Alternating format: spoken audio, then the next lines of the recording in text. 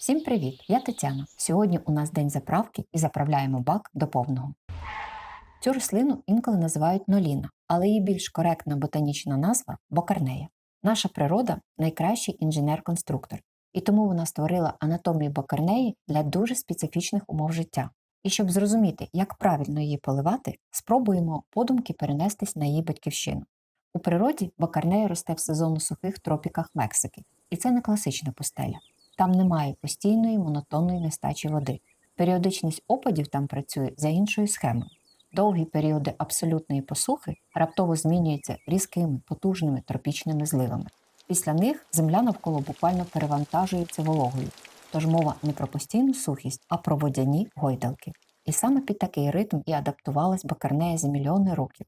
Вона біологічно не пристосована до регулярного поливу по суботам, а запрограмована на суворе правило: роблю колосальний запас води зараз, щоб використовувати його пізніше.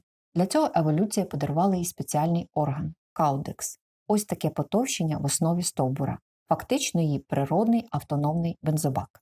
Тепер головне питання – як відтворити правильний полив в домашніх умовах? Я використовую метод повного насичення. Дивіться, просто опускаю вазон у воду і даю субстрату повністю увібрати вологу. Тут головний критерій не час на таймері, а момент. Чекаємо, поки субстрат повністю промокне і з води перестануть виходити активні бульбашки повітря. Для моєї бокарнеї такий процес насичення займає приблизно 10 хвилин. Мій субстрат майже повністю мінеральний, дрібний камінь і зовсім трохи органіки. Якщо у вас інша суміш, наприклад, на основі торфу і перліту, часу для насичення потрібно буде навіть менше.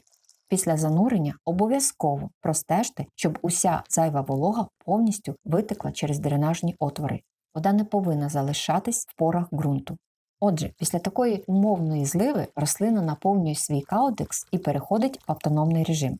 Але тут важливо врахувати ще сезонність, тому що влітку, коли йде активний ріст і багато сонця, цього запасу води для бокарнеї такого розміру, як ви зараз бачите на екрані, вистачає приблизно на 20-25 днів.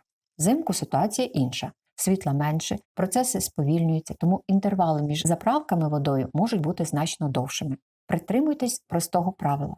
Орієнтуємося не на графік у календарі, а на висихання субстрату і стан каудексу. Краще пересушити, ніж перелити. А тепер про найпоширенішу помилку – частий полив в невеликих об'ємах.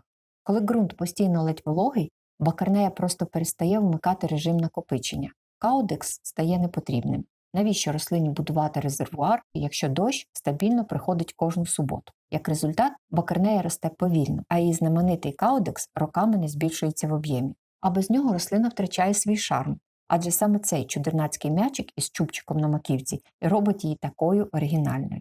Тож підсумуємо. У бокарнеї немає правильного графіку поливу. Частота поливу завжди залежить від таких факторів. Перше – розмір горщика та розмір самої рослини. Чим більший каудекс і горщик, тим довше бокарнея не потребує води. По-друге, температура і кількість світла, тобто сезонність. І третє – склад субстрату. Тому головний орієнтир для поливу бокарнеї – не календар. Орієнтуйтесь на логіку рослини, а не на дні тижня. Дякую за перегляд. Якщо було цікаво, ставте лайк і підписуйтесь на канал, щоб не пропустити нові випуски. Логіки і розуміння, спокою і світла.